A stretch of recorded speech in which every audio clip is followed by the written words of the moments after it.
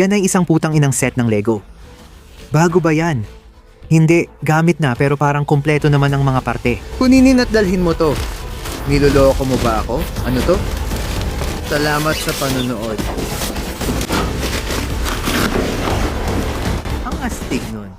Ito ang bahagi 6, kung saan magtatagal ako ng 1 linggo na tanging dumpster diving lang ang gagawin ko at 3 bagay lang ang pinapayagan kong dalhin para simulan ito. Ibig sabihin, wala akong pagkain, wala akong tubig, at wala akong matutulugan.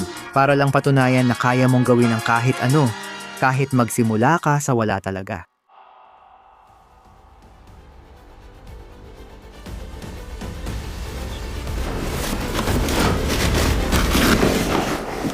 Ayos yan. Siguradong may bibili niyan. Iyan ay isang Hennessy na karatula. Sandali lang pare, tingnan mo to. Marami pa akong nakitang Lego. Patok talaga ngayon. Mayroon ding laruan na kotse siguro. Kukunin ko lahat ito. Kadalasan, bawal ang basurahan malapit sa storage locker. Dahil may mga nagiiwan ng mga gamit na ayaw na nila. Pero yung mga ayaw na nila, yun naman ang gusto ko. Papasok na ako. Ano ba to? Ano to? Maraming CD, hello? Oh hindi, busy ako ngayon. Paalam. Sobrang laki nito ngayon. Parang, ewan ko kung alam nyo kung gaano ito kalaki. Grabe relo ni Mickey Mouse yan. Alam ko wala na yung strap, pero pwede pa ring ibenta ang mukha ng relo. Kung desperado ako, kukunin ko na lahat ng damit na to. Grabe ang lalaki nila. May folding chair tayo dito at mukhang matibay talaga ito. Masaya akong kukunin yan. Ang laki at saya ko na nandito ulit tayo. Ang ganda ng Nike hoodie, sigurado akong 100 to. Ang lalim na ng paghahalukay ko sa basurang to. Grabe, parang buong buhay ng isang tao ang itinapon dito. Parang simbolo lang. At ano naman yung isa? May isa pang bag dito. Mukhang wala namang laman masyado. Kailangan mo ba ng tiktak? Sa tingin ko, may nahanap tayong astig na gamit. Kontento na ako sa nakuha natin. Isa pa palang kahon dito, lagi kong sinasabi. Huli na to. Sandali, nadaanan ko na pala yon. Mga papel at billing ng ibang tao. At ayoko nang maghalongkat at tumingin sa mga billing ng ibang tao. Kaya sa tingin ko, ayos na ako dyan. Panalo tayo. Sa tingin ko, panalo tayo. Sa tingin ko, sobrang panalo tayo, grabe. Hindi ko na nga alam kung ano-ano ang nakuha natin. Basta nagsimula na lang akong kumuha ng mga bagay. Sige bro, sigurado akong panalo tayo. Ilalagay ko na lahat ng to sa kotse, mga tol. Ako nga pala to mula sa hinaharap. Una sa lahat. Gusto ko lang magpasalamat sa inyo, mga tol, sa lahat ng suporta sa mga video. Ginugol ko ang oras at araw sa pag-edit ng mga video na ito at napakaganda ng karanasan. Gusto ko ring banggitin na makikita nyo sa description ng video na to na may ginagawa akong fundraiser ngayon at magdo-donate ako sa fundraiser na to. Para sa di makakapag-donate, huwag mag-alala. Magdo-donate pa rin ako ng porsyento sa foundation. Mula sa views ng video na to, kaya sa panonood nyo ng video na to, nakakatulong na kayo mag-donate sa charity na ito. Sobrang salamat sa inyo at malaking pasasalamat din sa sponsor nating Victory in Souls. Habang ine-edit ko ang seryeng ito, nag-message sa akin ang kumpanyang ito. Nakita nila akong laging naglalakad sa video kaya inalok nila akong suportahan ng Victory in Souls. Na-film ko na dati ang Dumpster Diving Challenge kaya di ko nagamit noon ang mga ito. Pero susubukan ko ngayon. Ngayon, hayaan ninyong sabihin ko kung ano ang espesyal sa mga insoles na ito sa paraan ng pagkakagawa nila. Pinapataas nila ang talon mo, pinapabilis tumakbo, at tumutulong sa pag-iwas o pag-recover sa injury. Halimbawa, ikaw o kakilala mong tumatakbo, nagbabasketball, nagva-volleyball, o ibang athletic na aktibidad. Bagay ang mga insole na ito para sa kanila. Pero hindi ito inire-rekomenda sa aso mo dahil baka tumalon sila sa bakod. Mahigit 400,000 insole ang naibenta ni Victory dahil parang gawa talaga sila sa mahika. Gawa sila sa aerospace grade na carbon fiber at kinustomize ayon sa esport, kasarian, edad, timbang, at kung ano pa ang kailangan mo ngayon. Gusto kong subukan at makita kung gumagana talaga sila. Maliban na lang kung hindi talaga ako naglalaro ng basketball o ibang esport, sabi nila, nakakatulong daw ito para tumaas ang talon mo. At sa skateboarding, ang taas ng talon ay depende sa kaya mong gawin. Oli! Kaya susubukan ko talaga itong mga ito dahil gusto kong malaman kung talagang gumagana sila. Ito ang Oli ko na walang Victory in Souls. Kapag nilagyan ng kaunting magic, ito na ang Oli ko na may Victory in Souls. Nagbibiro lang ako, pasensya na. Pero ito talaga ang Oli ko gamit ang Victory in Souls. Sa tingin ko may konting improvement akong naramdaman. Nag-alinlangan ako nung nilagay ko to at di rin sigurado kung pang skateboarding talaga. Pero pakiramdam ko nakatulong sila. Kaya kung gusto mong maabot ang pinakamataas mong performance, makakatulong ang Victory in Souls na to. Kaya kung gusto mong subukan, kumuha ka ng sarili mong pares. Tingnan mo yung link. Nasa description ko. Pwede mong malaman kung paano makuha ang mga amazing na insoles na to. Pero mga tol, dahil dyan, balik na tayo sa video. Sige, hayaan mong ipaliwanag ko lahat ng meron tayo ngayon. Ang dami nating Lego. Itong isa parang totoong set talaga. At sigurado akong lahat ng piraso para sa set na to ay nandito sa loob na sobrang astig. Kailangan nating kumita dito. Kasi meron tayo nito. Robe na mukhang deluxe. Nasa kahon pa rin. Medyo sira lang ang kahon, pero robe pa rin ito. Meron tayong electric na pang-ahit sa mukha dito na parang hindi pa talaga nagamit. O, tingnan mo. Kumpleto pa mga kable, nasa kahon pa. May Steve Madden din na parang makeup bag. May maliit naman siya dito. Pero sigurado akong kapag nilabhan mo yan, matatanggal din. NBA 2K18, shoutout sa GameStop. Maraming gamit at dekorasyon para sa party. May Adidas na waistband tayo. Siguro pampaliit ng bewang, di ko rin sigurado. Meron tayong astig na maliit na itim at puting disenyo, drawer. Liner, mga sticker na gamit. Ayos to pare. Hindi pa nabubuksan pero may ganitong display tayo. Istante sa likod ng maliit na sasakyan.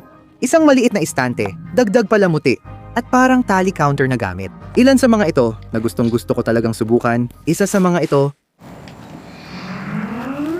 ang kadiri, sobrang nakakasuya niyan. Nakakuha kami ng litter box, folding chair, at iba pang gamit gaya ng body wash at sabon. Nakuha rin namin dito ang mga takong na mukhang hindi pa nagamit. Tiningnan ko rin ang mga ito online at nakita ko na umaabot sila ng 30 hanggang 40 dolyar.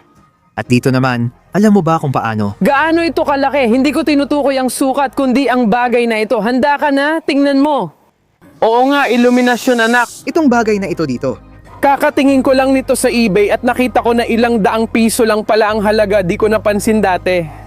May nag-post ng 4 na presyo, isa naman 550, hindi ko talaga napansin. Nung kinuha ko ito, hindi ko talaga naisip kung gaano ka-astig itong bagay na to. Pero sobrang astig talaga. Ewan ko lang kung napapansin nyo. May gasgas na sa ilang parte. Pero nakuha pa rin natin ang karatulang baby illumination. Pero pakinggan nyo, sa totoo lang, tingin ko magsasara na ang mga sanglaan ngayon. Kaya malamang kailangan kong gumising ng maaga bukas. Sa ngayon, wala talaga tayong pera para makapagbayad ng hotel, motel, o kahit ano. Kaya medyo nakakainis. Pero ang ibig kong sabihin, sa totoo lang, hindi naman masyadong masama matulog sa storage locker. At sa totoo lang, tingin ko yun ang pinakamagandang option natin. Ibig kong sabihin nakakuha naman ako ng kumot, kaya siguro pwede ko na lang ilagay ang kama dito at dito na lang ulit matulog. Hindi ko alam, pero malalaman din natin yan. Kaya, sinabi ko, magkikita na lang tayo ulit sa bahay. At tingnan mo naman, bahay na ulit tayo.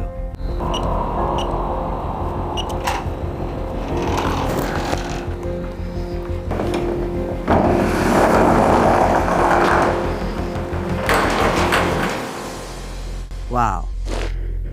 Ay grabe. Naubos lahat ng hangin sa kutsyon. May solusyon ako dyan. Let's go.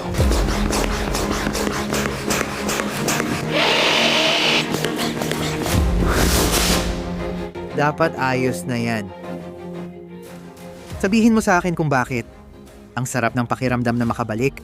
Yung excitement na naramdaman ko dito. Kaya hindi pa talaga ako pagod. Mga 7:30 na ngayon. Balak kong i-post sa Facebook Marketplace yung Hennessy sign na nahanap natin. Para sa akin, ito ang pinakamabisang paraan para maibenta ito. Nilagay ko siya sa 150 kung tutuusin. Parang sobrang mura na nun. Tsaka, ngayon ko lang talaga na-gets kung para saan to. Ito pala gamit nito. Nakalimutan ko rin na may isa pa akong ramen noodles dito. Pakiramdam ko ramen noodles na lang lagi ang kinakain ko sa challenge na to. Paano kaya hindi pa ako nagsasawa? Gustong gusto ko talaga to. Pagkatapos nating ilista ang karatula, malamang kakainin ko na naman to. Pagkatapos nun siguro oras ng matulog. Bukas, gigising ulit tayo. Gusto kong pumunta sa ilang pawn shop para ibenta itong mga gamit na to. At ngayon, magtatapos tayo sa 976. Masaya talaga ako kahit na gumastos tayo at hindi naman tayo kumita. Pero darating din yun bukas. Sana, kung mabebenta natin itong bagay na to. Parang pera na agad yan sa bangko. Nakalimutan ko.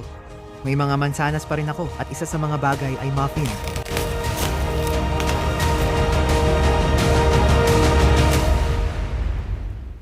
At ibig sabihin yan, oras na para sa gabi.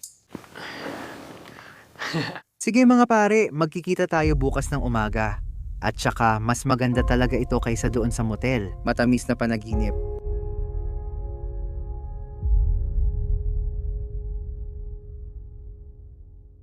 Oh, kakagising ko lang. Alas 2:44 na ngayon. Sa tingin ko, nakalimutan ko ang tubig ko sa loob ng U-Haul. Uhaw na ako. Meron naman ako nito dito. Pero parang sparkling water siya. At ayoko munang inumin yun ngayon. Pero sa parehong oras, ayokong alam mo yon, magpatunog ng ilaw o magpatunog ng alarm. Para sa storage locker, sa tingin ko susubukan ko na lang matulog ulit at huwag isipin yon.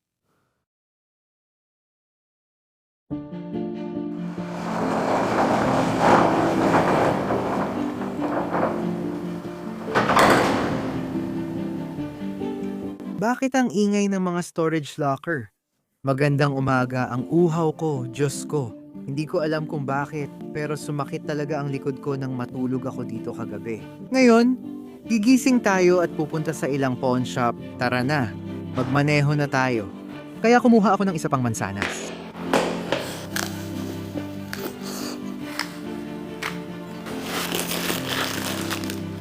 Ay, nadurog ko ang muffin ko. Pwede pa rin kainin, pero sa ngayon, may 8 views tayo sa post natin at ayos lang yon. May tiwala pa rin ako pero hindi ko sasayangin ang araw kahihintay. Ina-edit ko lang ito ngayon. Napansin ko na parang nababaliw ako dahil kinain ko pa rin ang mansanas kahit nahulog na ito sa sahig. Pasensya na, kailangan ko lang sabihin na nandito ako para kumita ng pera. Kailangan din nating isauli ang U-Haul truck mamayang alas 4, kaya ayokong mag-aksaya ng oras.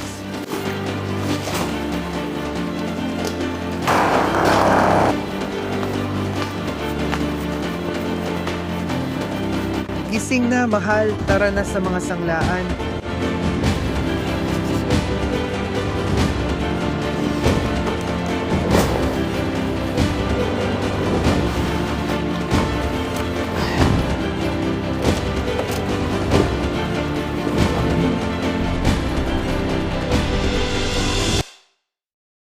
May dala akong mga takong, yung Lego display case. Dadalahin ko yung Razer NBA 2K18 at Hennessy na karatula.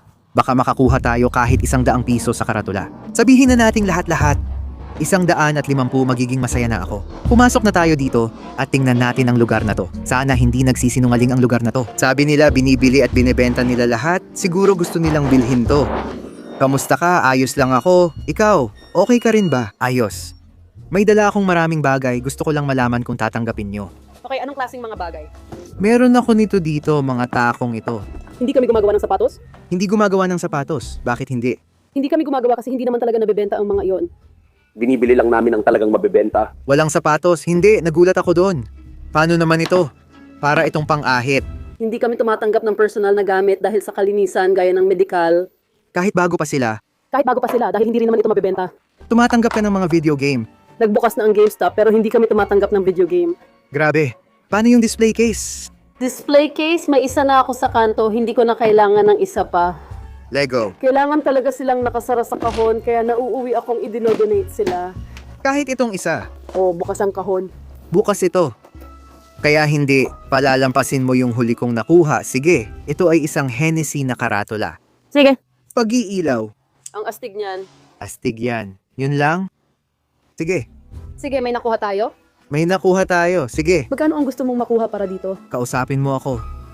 Ikaw ang maunang kumausap sa akin. Sa huli ng araw, kailangan mong kumita ng pera. Oo, lahat tayo kailangan kumain. Para saan ito? Para ba ito sa bar or anumang bar? Storefront, kahit ano pa. Oo, astig talaga. Heto ang likod. Oo, gintong likod. May maliit na on at off na switch para sa ilaw. Kausapin mo ako ano ang Yung pangalan ko sa... CONNOR TV, hindi ba? Sa YouTube, CONNOR TV television ito. Parang pina-follow na kita, salamat. Pwede mo bang bigyan ito ng presyo na handa mong i-offer para dito? Hindi. Siguro para lang ito sa isang man cave o kaya sa shop. Pati yung Lego at display case. Hindi, Wala. I wish I could tell you yes. pwede mong gamitin ang display case na ito para sa mga alahas. 10 piso para dyan kay kuya. Oh, gusto ko sanang kunin yan sa'yo pero bagay siya sa Lego set. Sige, pero sa kasamaang palad, wala tayong nabenta doon. Akala ko nabili at naibenta na lahat, pero hindi pala. Lalo na yung gamit ko. Nagsisimula pa lang din ang araw. Baby, alam kong mabebenta natin tong mga gamit na to at kayo rin mga tol.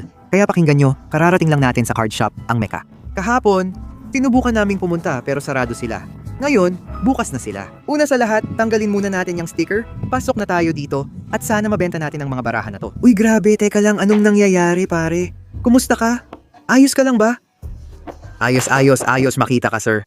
Sige, mahilig ka pala sa football? Oo, ako yon. Hindi ako si John Morant na pinakamagaling sa football.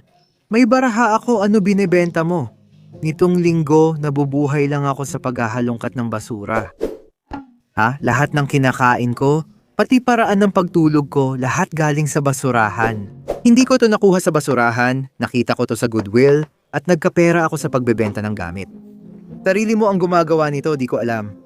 Ano ang gusto mo para sa lahat ng ito? Sila gusto kong bigyan mo ako ng alok. Ibig kong sabihin, May ilan na ipapamigay ko sa mga bata. ipapamigay mo sila sa mga bata. O, kung ibebenta ko to, kikita ako ng 40 pesos. Kaya bibigyan kita ng 40 pesos. Nagbabantay lang ako, di ko iniintindi ang pera. Ibinibigay mo na lang lahat, pati siya. Wala talagang halaga sa'yo. Sino yon? Hindi ko alam ang gagawin ko sa harap mo, pero ibibigay ko lahat sa batang to. Swerte niya. Nagbibiro ka ba? Sumpa ko, anong masasabi mo? Gagawin ko ng solid na 50 bola para sa'yo. Alam mo na kung saan papunta ang isip ko. Alam ko na.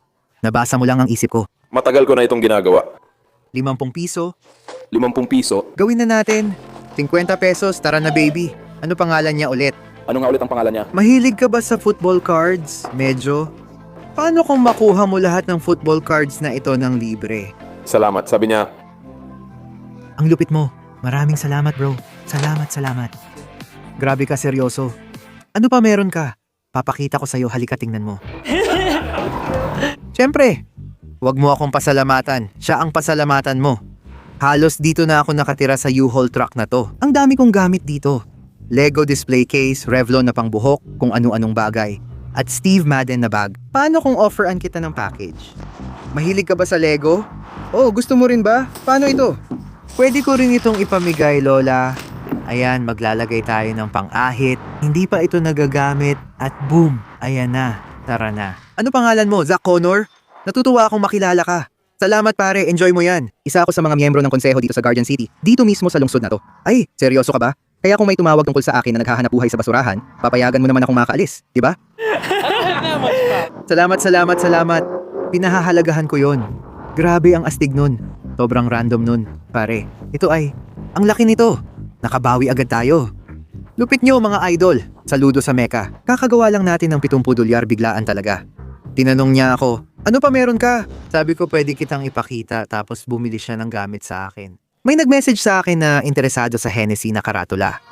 Kung mabenta natin to, magiging legendary talaga. Pakinggan nyo, magkikita tayo sa storage locker.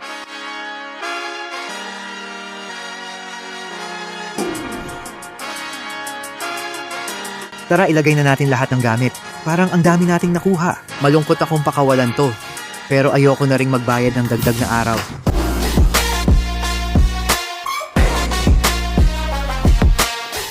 Sandali, ano yon? Nagbibiro ka ba? Buong oras pala nandyan lang yan. May drinking fountain pala dito at banyo. Loko-loko to, parang biro lang. Hindi ko alam na ganito pala ako karamihan. Tara, kumuha pa tayo, baby.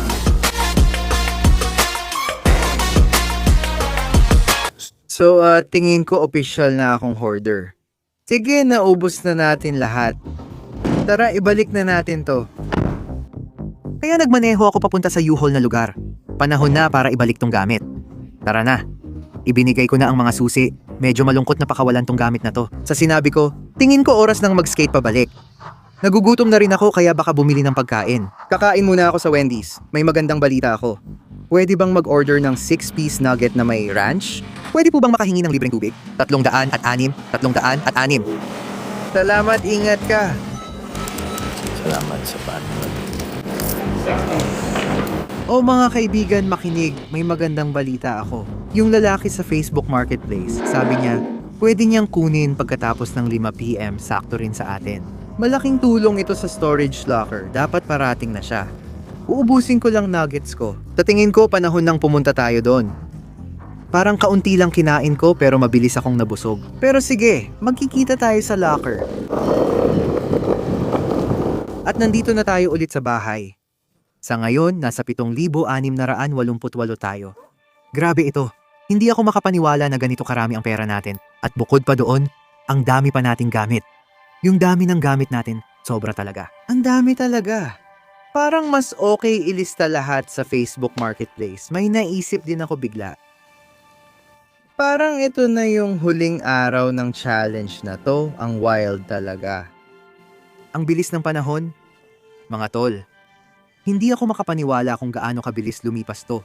Parang hindi mo mararamdaman na 1 linggo na pala ang lumipas. Dahil sa lahat ng ginawa ko, iniiwasan kong mawala ng ginagawa. At sinisiguradong hindi masayang ang oras ko. Yun ang nararamdaman ko ngayon. Kaya parang ang bilis lang lumipas ng panahon. Pero dahil dyan, siguro magpapahinga muna ako ngayon. Maghihintay ako sa lalaking may karatula sa Facebook, magkikita tayo pagdating niya. Umupo ako gamit ang telepono at nagpahinga sa unang pagkakataon sa hamon na ito. Ang sarap sa pakiramdam. Ayun mga tol, dumating na yata yung kukuha ng karatula, tara ibenta na natin. Kumusta? Ayos makilala ka. Ayos din makilala ka, ito na ang karatula. Ito na yung karatula dito. Sa likod, may maliit na switch dito, i-on mo lang, umiilaw na at lahat. Tapos, ayun. May charger ba ito o hindi mahalaga? Hindi, may adapter naman siguro kasama. Oh, siguro makakahanap ka ng para sa kanya sa Amazon o kung saan man. O 150 o pwede mo nang kunin ng 140 yan. 140. Kaya kong ibigay ng 140. 140, sige. 140 ay ayos na. Sige, perfecto. Salamat! Salamat sa inyong lahat. Salamat. Magandang makilala kayo, magandang makilala ka rin. Mag-enjoy ka dyan. Salamat. Nasa 2,688 na tayo ngayon. Tara, baliktarin na natin. Ang astig nito. Napansin mo ba kung gaano karami ang gamit natin at laki ng pwedeng kitain? O mga tol, matagal na akong nakaupo dito gamit ang cellphone ko habang lumalalim ang gabi. Hindi pa rin ako makapaniwala na ito na ang huling gabi. Sa tingin ko, tatapusin ko na lahat, isasara ko na ang lahat at oras na para matulog. Kita-kits tayo bukas ng umaga mga tol.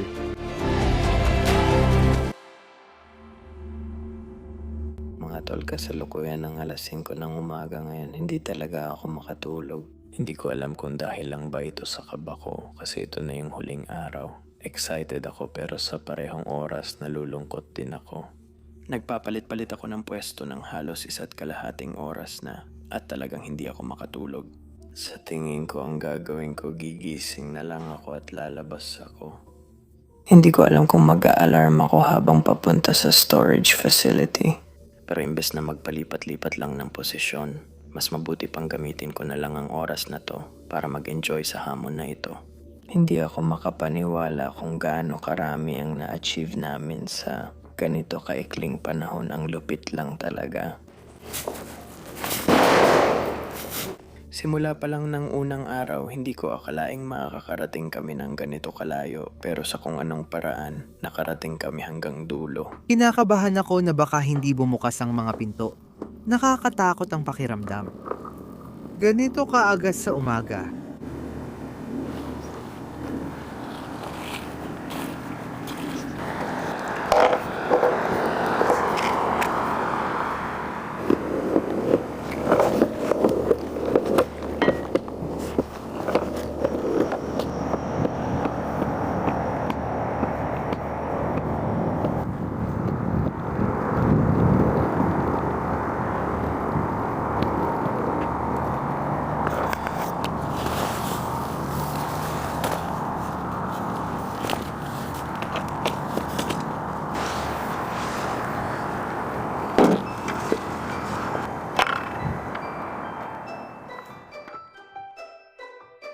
Habang nauubos ang oras, naisip ko na baka hindi lang ito tungkol sa paghalukay sa basurahan, kundi para ipakita na sa dami ng yaman at relasyong pwede mong mabuo, walang hanggan ang posibilidad.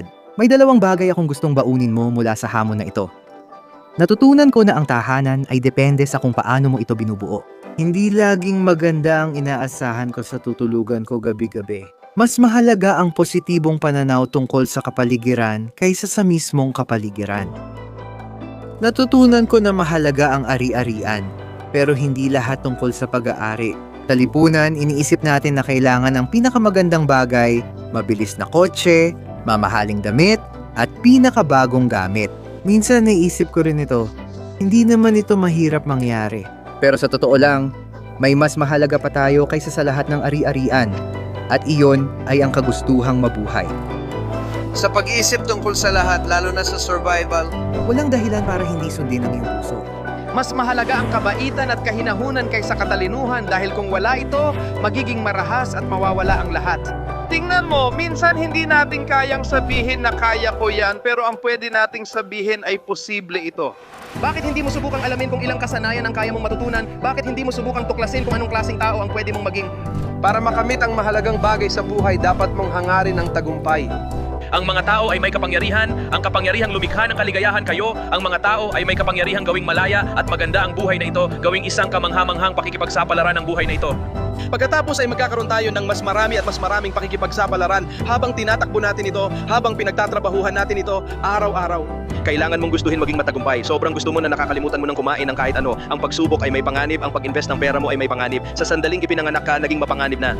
Matututuhan mong mag-isip ng kritikal. At maghanap ng mga solusyon sa Hindi inaasahang hamon, kailangan nilang mag-ipon at maghintay bago makamit ang disenteng tahanan. Maghintay, pero para saan? Umabot lang kami sa pinakailalim, iyon lang ang nandoon. Pagkatapos ng isang punto, marirealize namin na hindi yun ang paraan na gusto naming mabuhay.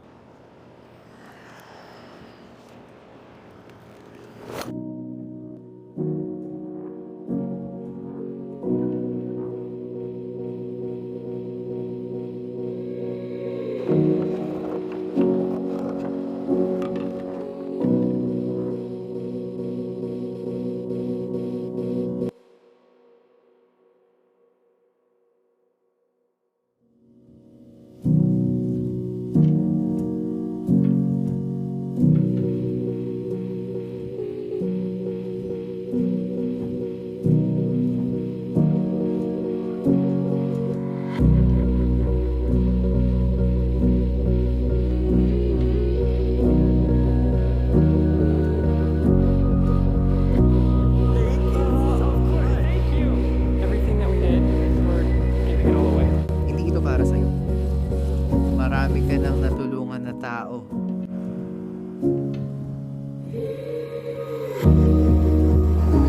Kung gusto mong gamitin ito.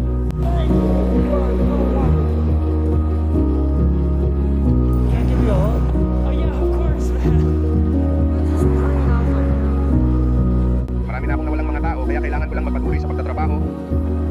Tuloy lang. Pare, kaya mo to. Napakahalaga ng buhay mo. Seryoso. Tomas Okongkota,